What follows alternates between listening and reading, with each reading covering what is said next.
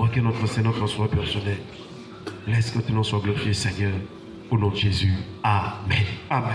Nous continuons notre merveilleux thème intitulé La promesse de victoire sur la séduction. Malongi kena kutantamana inametadila nsilulu ya kununga na ntwala ya mpeve ya lukutakana. Nous avons déjà rappelé que le diable est venu avec la séduction.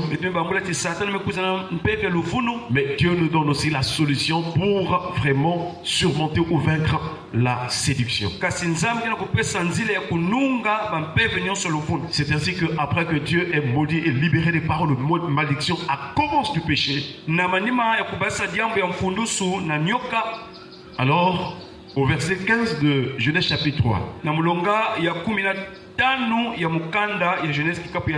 Dieu va commencer à faire une séparation. Il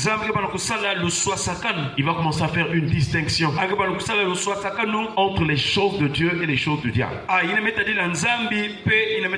que tous ceux qui vont être en Dieu puissent faire la différence et qu'ils ne vivent plus sous l'influence du monde des ténèbres. Et le Seigneur dit ceci au verset 15 du chapitre 3 de Genèse: je mettrai inimitié entre toi et la femme, entre ta postérité et sa postérité. Celle-ci t'écrasera la tête et tu lui blesseras le talon. Est-ce qu'on peut acclamer le Seigneur? Donc nous avons déjà rappelé hier que l'inimitié ici c'est un conflit, c'est une lutte. Et si nous pouvons aller, nous pouvons encore étendre cette pensée du Seigneur. L'inimitié aussi c'est le fait que Dieu va mettre à nu les œuvres du diable. Il va mettre à nu les œuvres des ténèbres. Et nous avons rappelé ces deux textes bibliques. Luc chapitre 12 verset 2. Il est écrit: il n'y a rien de caché qui ne doit être découvert, ni de secret qui ne doit être connu. Et malgré tout ce que le diable était en train de faire, il avait perdu de vue que Dieu voit tout. Est-ce qu'on parle avec le Seigneur? Hébreux chapitre 4 verset 13. Il est écrit: nulle créature n'est cachée devant lui. Quand la Bible dit nulle créature n'est cachée devant lui, cela veut dire que Dieu voit tout, même dans les profondeurs des cœurs. C'est lui seul, l'Éternel, qui sonde les cœurs et les reins. Lorsque nous restons sur des apparences, presque tout le monde est bien, les gens font les bonnes choses. Chacun veut plaire aux hommes. Mais ce qui est important, c'est ce qui est dans le cœur. Voilà pourquoi, chers frères et sœurs, ne va pas crier: oh non, moi je suis chrétien, moi aussi je prie. Non, ce sont les fruits, les œuvres de ton cœur qui prouvent que tu es réellement enfant de Dieu. Cherche d'abord à plaire à l'Éternel, et l'Éternel va te présenter aux autres. Donc n'oublie jamais que nulle créature n'est cachée devant lui. Même ce qui est dans ton cœur présentement, Dieu voit. C'est lui qui sonde le cœur. Et la vie déclare: mais tout est nu et découvert aux yeux de celui à qui nous devons rendre compte. Il y a un jugement qui arrive pour tous ceux qui vont faire le mal. Alors ils seront à gauche. Ils seront là où il y aura des pleurs et des crissements de dents. C'est pourquoi avant le jour du jugement, avant ce jour glorieux, avant ce jour terrible, Dieu a placé les églises dans les quartiers, dans la société humaine, pour que les églises qui sont la vérité prêchent la sainte doctrine, et que les hommes se préparent, qu'ils se répandent. Dieu nous parle par la parole, afin que quand tu vas écouter la parole de Dieu, que tu saches quelle est ta position. Est-ce que tu es du côté du serpent ou bien tu es du côté de la femme? Est-ce qu'on parle avec le Seigneur? L'inimitié, nous avons dit aussi, c'est la haine. Dieu va mettre en lumière les œuvres ou les actions de haine. Malgré tout ce que Satan présentait à la femme, comme c'était un mensonge et c'était une ruse. Derrière ce mensonge se cachait la haine. Satan voulait détruire la communion de l'homme avec Dieu. Et une personne qui a la haine a vraiment une prédisposition ou une disposition à détruire. Détruire les relations. Fais attention mon frère. Que ce soit dans la famille, que ce soit dans le quartier. Fais attention à des idées, à des pensées que l'on te donne. Il faut vraiment que tu discernes. Parce que l'on peut te pousser à la haine ou à faire du mal aux autres. Chers frères et sœurs, l'inimitié c'est aussi la haine. Et nous allons lire un texte ce matin. Nous sommes dans Nombre chapitre 35. À partir du verset 20 jusqu'au verset 21. Il est écrit: si un homme pousse son prochain par un mouvement de haine, si un homme pousse son prochain par un mouvement, donc pousse pour que la personne tombe ou elle meure. Mais ce mouvement-là, ça vient de la haine du cœur de cette personne qui pousse son prochain. Ou s'il jette quelque chose sur lui avec préméditation, et que la mort en soit la suite, ou s'il le frappe de sa main par inimitié, et que la mort en soit la suite, celui qui a frappé sera puni de mort. C'est un meurtrier. Le vengeur de sang tuera le meurtrier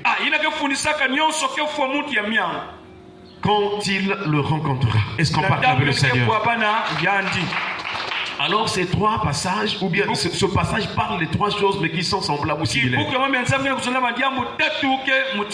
Donc la haine, la préméditation et l'inimitié. Ces trois choses cohabitent bien. Et ça vient aussi du cœur. Chers frères et sœurs, la première des choses qu'il dit: si un homme pousse son prochain par un mouvement de haine, et un peu vers la fin, il dit que c'est un meurtrier. Donc nous pouvons voir déjà que la haine, c'est un cœur ou bien un levier du meurtre. S'il y a le meurtre dans le monde, c'est parce qu'au plus profond des cœurs des hommes, il y a la haine. Mais Dieu a sa manière de voir les choses. Si dans l'ancienne alliance, l'on attendait d'abord l'action. Si l'Ancien Testament, l'ancienne alliance condamnait l'action qui était faite physiquement, dans le Nouveau Testament, Dieu va nous montrer maintenant au plus profond des cœurs. Qu'est-ce que la haine? C'est un sentiment violent. S'il te plaît mon frère, ma soeur, fais attention à la violence. La violence en parole, la violence dans les actions, c'est aussi le signe de la haine. Car une personne qui a l'amour, cet amour lui donne la douceur. Même quand elle parle, si elle a l'amour, on parle avec douceur. Mais si on est violent, ça veut dire que quelque part il y a une haine qui travaille. La haine, c'est un sentiment violent qui pousse à vouloir du mal à quelqu'un. Donc c'est un sentiment. Si tu ressens en toi, ça dit que tu veux faire du mal, tu sens comme un mouvement dans ton cœur pour faire le mal à l'autre, alors c'est la haine. La haine aussi, c'est ce sentiment qui pousse quelqu'un à se réjouir du mal qui arrive à l'autre. Quand l'autre trébuche, quand l'autre tombe, la personne qui a la haine se réjouit. Elle rit. Si aujourd'hui on fait un test, parmi nous, quelqu'un tombe, vous allez voir que les uns vont avoir la miséricorde ou la compassion, dire: oh mais pourquoi, mais qu'est-ce qui a fait que tu tombes? Mais il y aura une catégorie qui va dire: Il faut qu'on soit rire.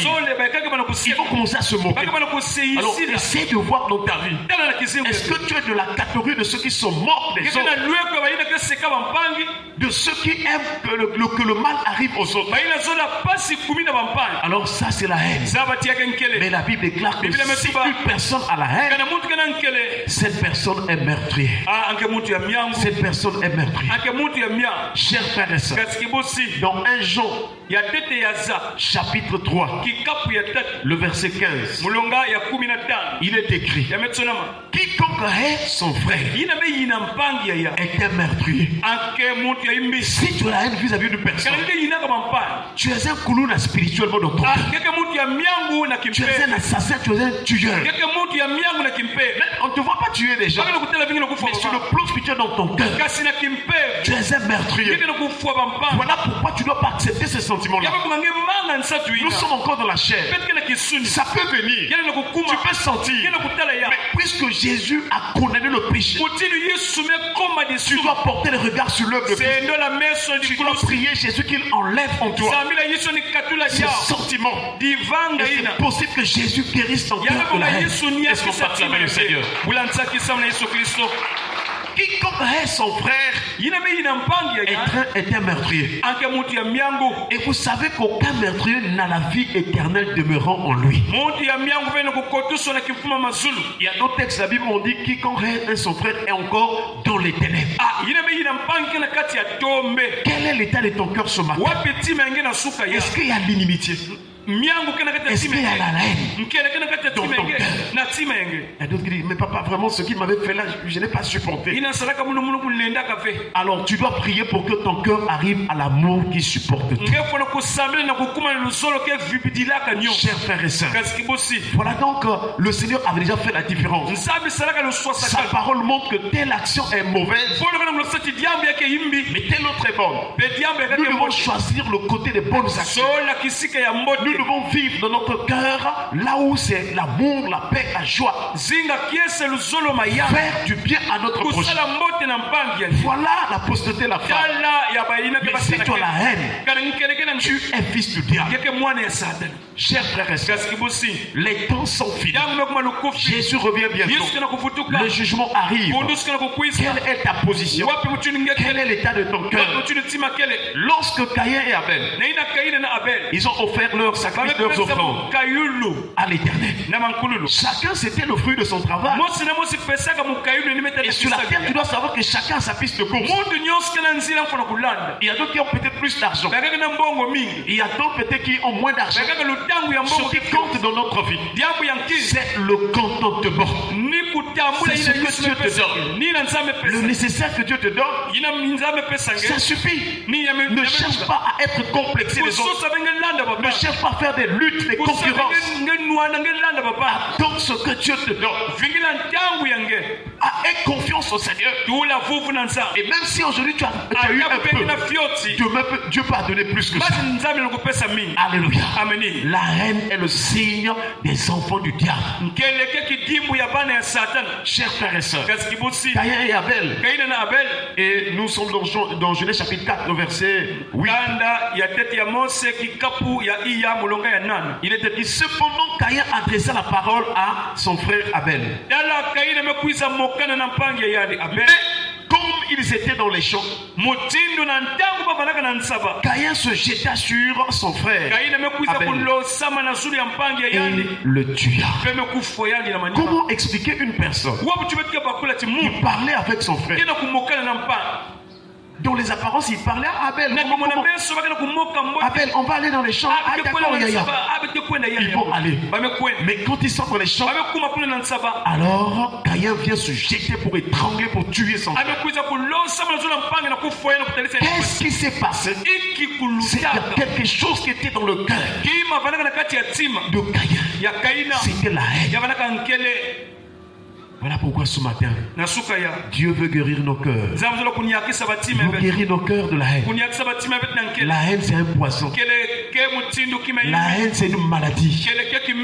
Aussi longtemps que tu as la haine, tu es exposé aussi aux maladies physiques. Tu es exposé à la mort.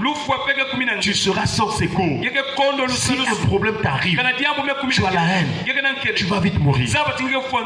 Mais voilà pourquoi ce matin, le Seigneur nous en parle afin que nous puissions nous répandre. C'est possible que ton cœur change. Si tu donnes ton cœur à Jésus, si tu demandes pardon au Seigneur, si tu viens auprès de lui, si tu reconnais en disant Seigneur, je reconnais que dans mon cœur il y a la haine contre mon prochain, mais j'ai besoin de la délivrance. Seigneur, je ne veux pas de cette haine. Délivre-moi. Je veux avoir un cœur plein d'amour. Et lorsque tu pries ainsi, tu vas aussi prier pour dire Seigneur, aide-moi à renoncer totalement à la haine. Beaucoup de gens demandent pardon, mais ils ne veulent pas renoncer à ce péché. Ils viennent au Seigneur pour demander pardon, pour que le Seigneur pardonne. Mais quand ils ressortent de la présence de Dieu, ils veulent encore revenir pour faire le mal. Le signe que tu cherches le vrai pardon et pour la vraie délivrance, c'est d'être disposé à dire je renonce. Donne-moi la force de m'éloigner. Donne-moi la force de quitter totalement la haine. Chers frères et sœurs, que Dieu nous pardonne. Toutes les fois que nous avons manifesté la haine dans nos familles, dans le quartier, au travail, à l'école, dans n'importe quelle relation, nous avons manifesté la haine. Que le Seigneur nous pardonne ce matin, qu'il nous donne d'être remplis de l'amour. L'amour est un remède. L'amour, oh, c'est une bonne chose. Je t'assure, si tu es plein d'amour, tu seras en bonne santé. Tu seras agréable à l'Éternel. Et même là où on ne partage pas les autres, toi, on va te partager. Parce que l'amour est très important devant le Seigneur. Dieu nous a créés. Ce Dieu-là est amour.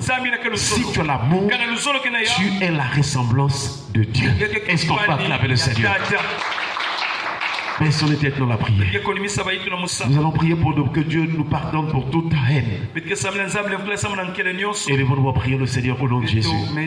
Seigneur, nous t'apportons nos cœurs ce matin. Tu nous as parlé sur la haine. Et Seigneur, chacun a sûrement s'est retrouvé. Voilà pourquoi nous te prions de nous pardonner. Pardonne Seigneur. Pardonne Jésus. Pardonne Seigneur. Pardonne mon cœur. Oh Jésus, pardonne toutes les fois que j'ai manifesté la haine vis-à-vis de mon prochain. Seigneur, pardonne. Nous allons prier le Seigneur qui nous aide, qu'il nous guérisse, qu'il nous purifie de cette iniquité et qu'il nous donne de manifester l'amour. Et nous allons prier le Seigneur au nom de Jésus. S'il te plaît Seigneur, délivre-nous totalement. Délivre et guéris notre cœur de la haine. S'il te plaît, donne-nous d'être remplis de l'amour. Apprends-nous à aimer tous les jours.